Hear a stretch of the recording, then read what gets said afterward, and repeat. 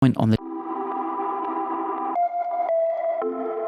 Hey there, welcome to Extra Healthyish, the big sister podcast to Healthyish. This podcast from Body and Soul gives you that little bit extra in your day for your mind, body and soul. I'm Felicity Harley. We're going deep into the world of psychics today with award-winning journalist Gary Nunn. He's just written a fascinating book called The Psychic Tests, where he investigates, psychics, mediums and astrologers to understand their uncanny and unregulated power.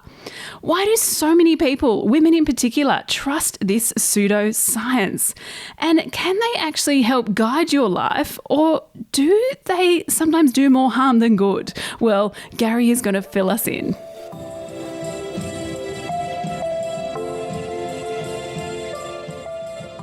Gary, thank you so much for coming on Extra Healthyish. Now, firstly, tell me, how do you stay extra healthyish in your life? I mean, some of the stuff is the usual stuff that you probably hear a lot, which is good sleep.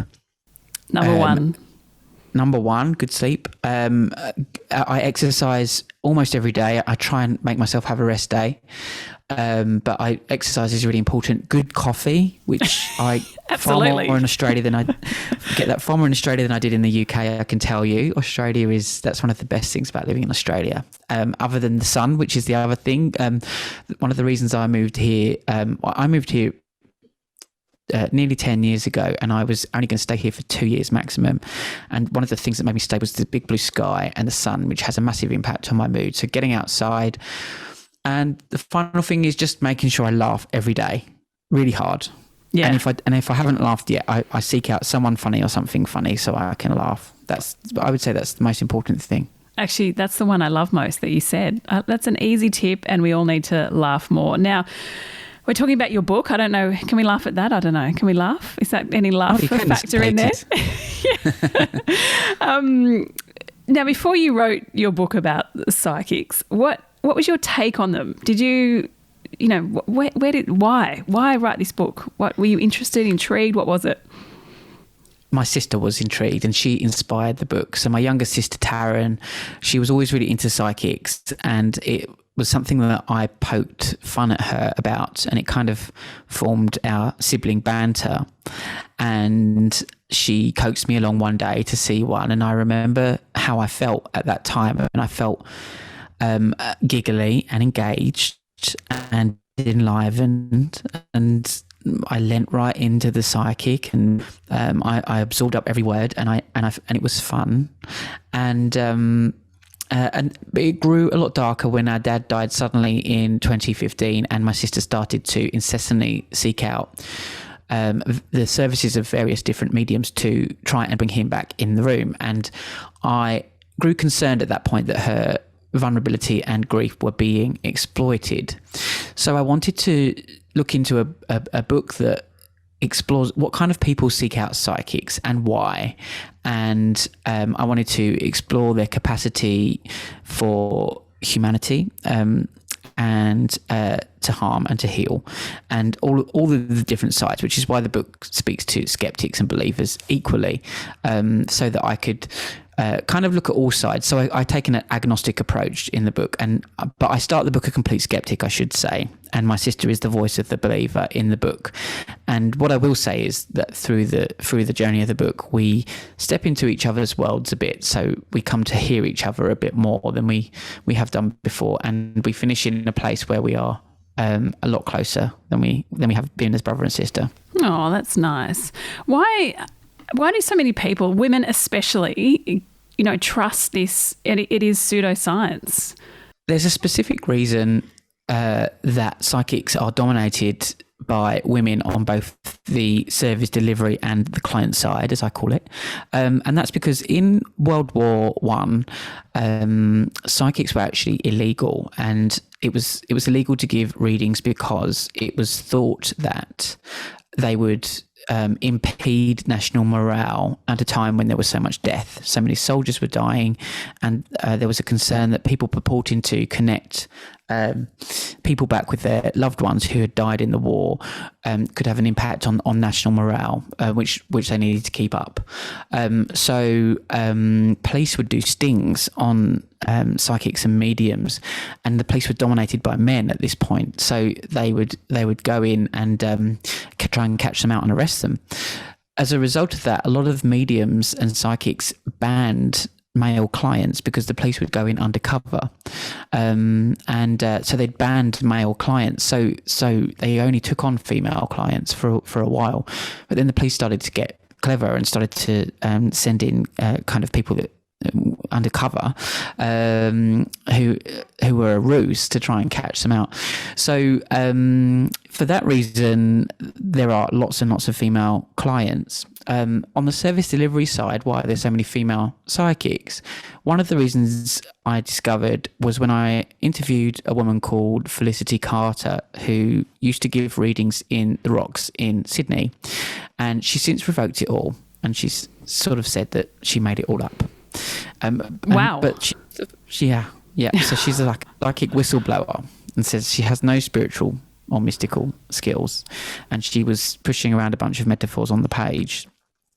But one of the interesting things she told me was she was the first person to discourage me from laughing at psychics and their followers and believers, which is what I think I had previously done. I'd been pretty condescending.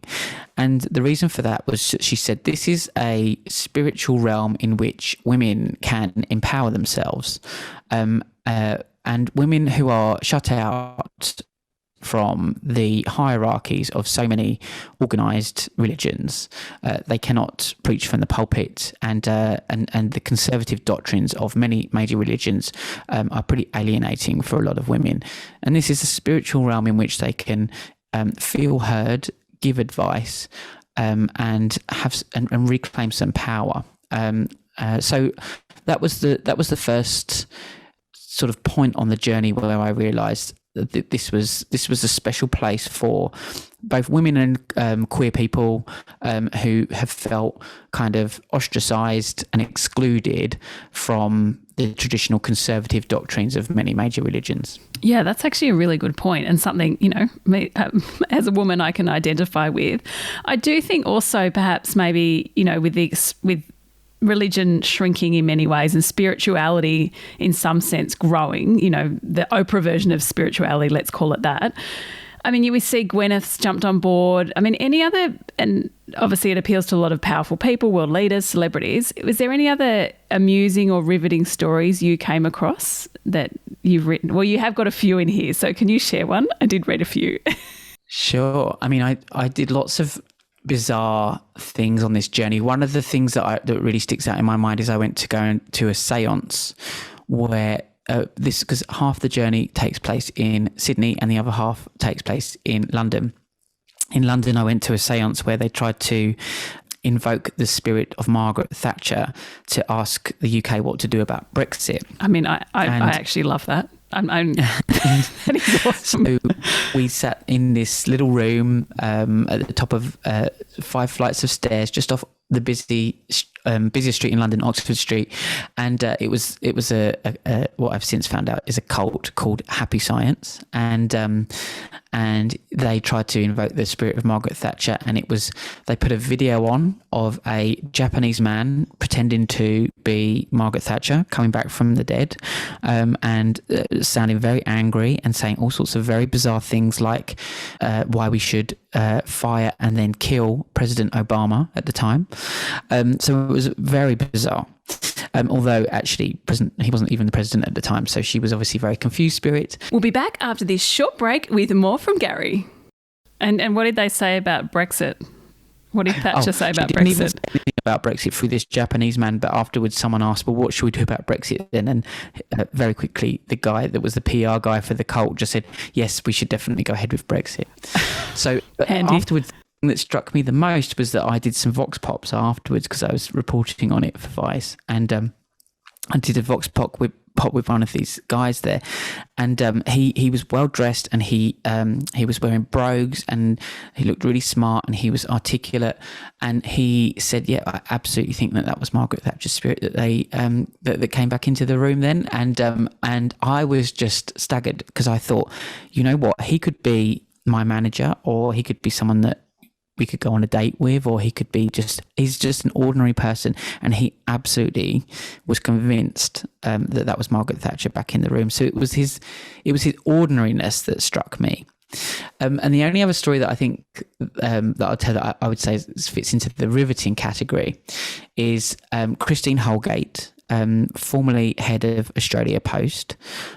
Before she was in that position, she was the chief executive of the vitamin company Blackmores. And she'd been tasked with meeting meeting the Chinese president, because the Blackmores team in China really wanted to boost their sales of the vitamins in China. And they said, if you get a picture with the Chinese president, then we're able to use that as marketing material and to promote our sales. And she said, this felt like an impossible task because he's notoriously elusive and it's difficult to meet him. So she went to go and she hired a fortune teller. And this fortune teller said, if you wear an item of green, you will meet him. So she wears this green necklace and this white dress, and she goes along to the G20 where she'd been invited, and she somehow manages to smuggle her mobile phone in, even though they're not allowed in. And Alan Joyce was there, the CEO of Qantas, and he'd said, who do you want to meet? I'll do some introductions. And various heads of state, people said, I want to meet this president, I want to meet that president. And Christine Holgate said, I want to meet the Chinese president. He said, that's absolutely impossible. It's really hard to meet. Think of someone else. And she said, no, I'm going to meet him. And lo and behold, she was there with Tony Abbott, and Tony Abbott did the introduction and managed to go over to him, get him, because Christine Holgate said to Tony Abbott, can you get him over? He did, and Alan Joyce took the picture, and she's wearing this green necklace, and she stood next to the Chinese president. Now, the year after that happened, Blackmore's sales in China went up to $1 million. The year after that, they went up to $50 million. Wow. And in the third year after that picture was taking them up to $500 million. So $500 million, all from a psychic's advice. And Christine Holgate goes out to business conferences and says, if you really want to nail it, then my advice is hire a fortune teller. Wow, I wonder what role they played in the old parliamentary inquiry when it all happened. Yeah. That is a fantastic story. But whether you believe it or not, where are you at? Because a lot of the time, that's a great story. It worked. You could argue, was that the fortune teller or whatever it may be? But how do you balance the heart? Some people are going to these people going to see psychics and with health issues, with mental health issues. How do you balance that harm versus actually helping and guiding? It's a really good question, because when my sister was seeking out mediums to try and bring my dad back into the room, I discovered a lot of stories like that on this journey. There were stories of psychic mediums coming into cases where there were missing people and missing children, especially, and claiming to know where the children were. And there were cases there's one particular case of a psychic who told the parents of a missing girl that their daughter was dead, when all along she was actually alive. And the mother of that girl actually died of a broken heart 6 months after the psychic had told her that inaccurately. Oh, wow, that's so sad. Stories like that I found really, really disturbing. And I think that it's really important, especially at a time like at the moment, to know the difference between pseudoscience and actual science. And we're living through a time where misinformation is deadly and dangerous. So it's really important to know the difference between something that's actually been proven to be real and something that hasn't been. But it is also the most boring question to ask, which is, is this actually real? can supernatural miracles occur? Because if that's your starting point, then you kind of close down all other conversations and you become very dismissive. And it's the same with religion. Like I'm reading Religion for Atheists by Alan de Botton at the moment, and he says the same thing about religion. Like, if your starting point is like, does God exist or not? And that's for so many atheists and secular people like myself, if the answer is no, you can sometimes close down conversations. And I would never walk into a church, and I'd never experience the quiet contemplation that happens when you do go into a church, which is unique. And so that's why I wanted to write this book, because I wanted to discover what happens when a sort of rational-minded, I guess, not non-supernatural believing person enters this realm and does so with a curious mind and an open mind.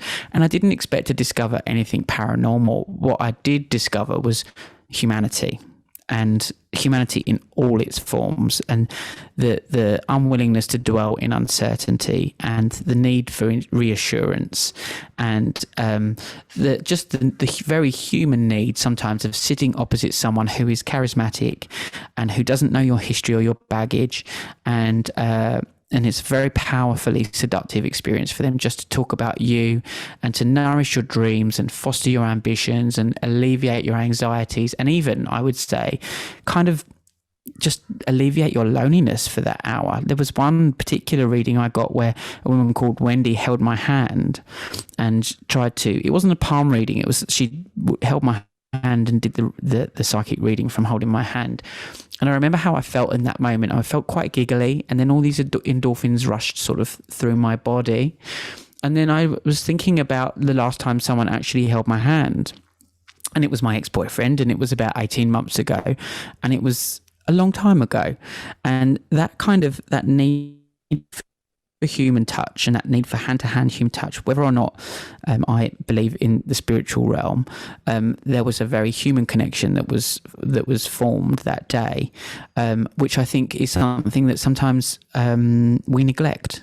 And had I have just gone into this world determined to catch them all out and prove them wrong, that's an experience that I wouldn't have had, and therefore I wouldn't have understood so clearly why so many people seek out these very seductive and charismatic so-called mystics, because there is a very human gift in being able to sit opposite someone and make them feel connected. And that's, I think, what I discovered on this journey. Yeah, I think that's well said. And also just someone to listen. I mean, it's often to get someone just to listen to you for an hour and not talk back to someone and just truly listen to what you're saying is unique. And I suppose we're all searching for that in some way. Well said, Gary. Thank you for coming on Extra Healthy-ish, and congratulations on your new book. Absolute pleasure. Thank you. What a fascinating chat, hey? I don't know where you stand on that, but hopefully Gary's insight gave you, well, some information if you are going to visit a psychic next time, or perhaps you were wondering about what they offer. Gary's book is called The Psychic Test, and if you want more from us, make sure you download other episodes of Extra Healthy-ish. We release those every morning, Monday to Thursday. For more, head to bodyandsoul.com.au, or you can follow us on Instagram or Facebook. Thanks again for tuning in, and if you have a moment, we'd be so grateful if you could rate, review and subscribe to this podcast. And until tomorrow, well, stay extra healthy-ish.